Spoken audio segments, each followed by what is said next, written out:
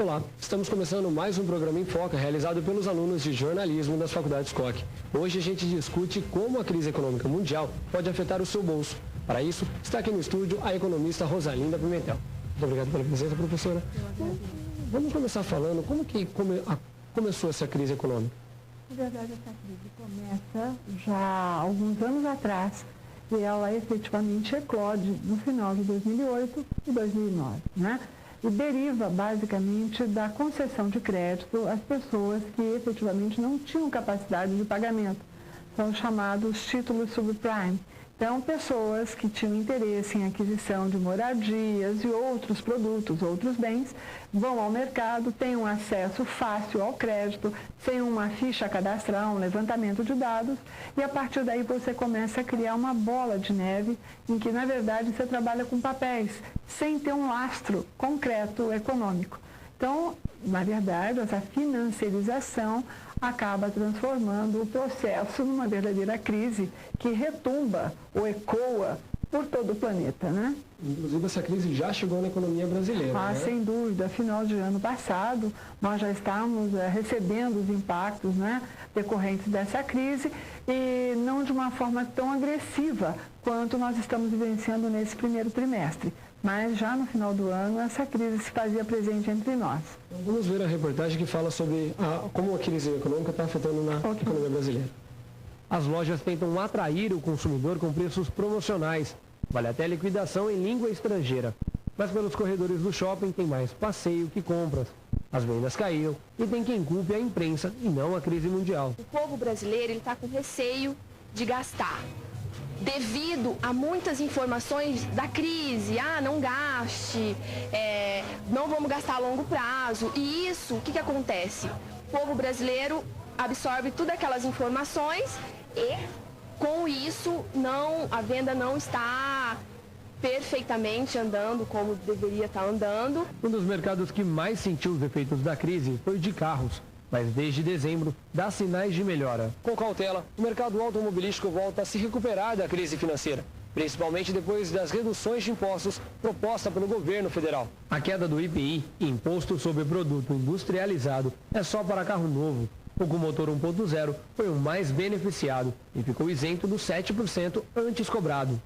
Já os carros a gasolina com motor até 2.0, o imposto caiu de 13% para 6,5%. Os movidos a álcool tiveram redução de 11% para 5,5%. Mas quem trabalha com os carros usados amarga com o declínio das vendas. Essa diminuição porque os carros novos, com essa baixa do IPI que tiraram, né?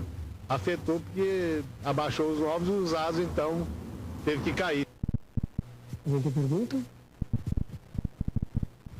Nós vimos na reportagem que os compradores de carro 1.0 passaram a não pagar o IPI.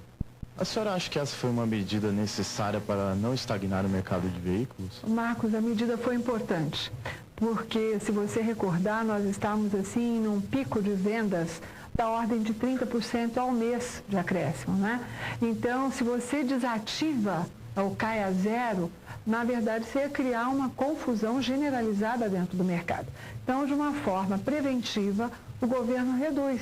Ele zera o IPI para carros 1.0, né? E reduz em 50% para as outras, digamos, capacidades, né? Para as outras potências. Isso significou uma manutenção, não no patamar de 30%, mas uma manutenção no processo de vendas, que eu diria normal, na casa dos 10%, 12% ao mês. Se você desativa totalmente, você acabaria trazendo uma gravidade para a crise ou da crise muito mais veloz do que realmente está acontecendo hoje.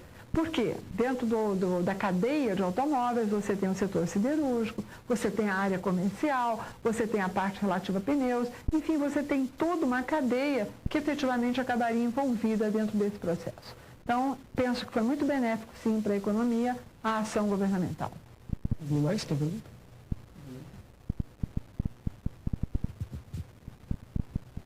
Rosa, nós vimos na reportagem que a lojista sugere que o consumidor diminuiu a sua compra por causa das informações da crise.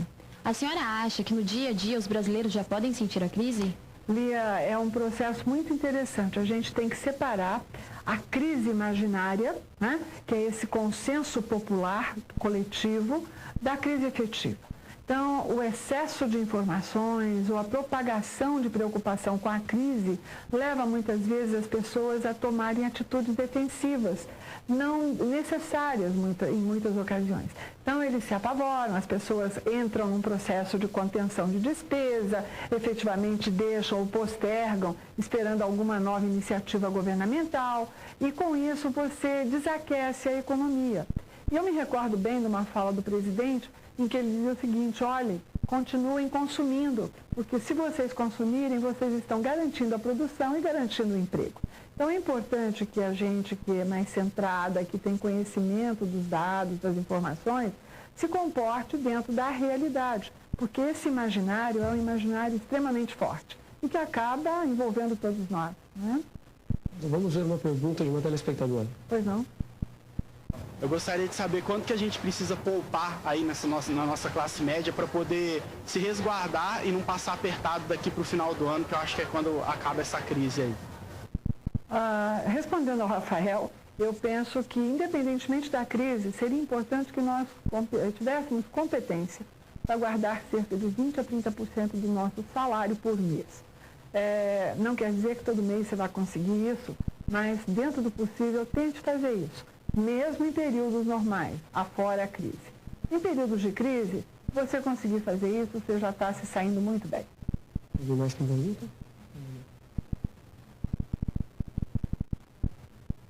E outra coisa, quais são as tendências para os próximos meses? É piorar ou melhorar? Carla, a minha percepção, e aí cada um de nós tem um olhar, né, diferente em relação à crise.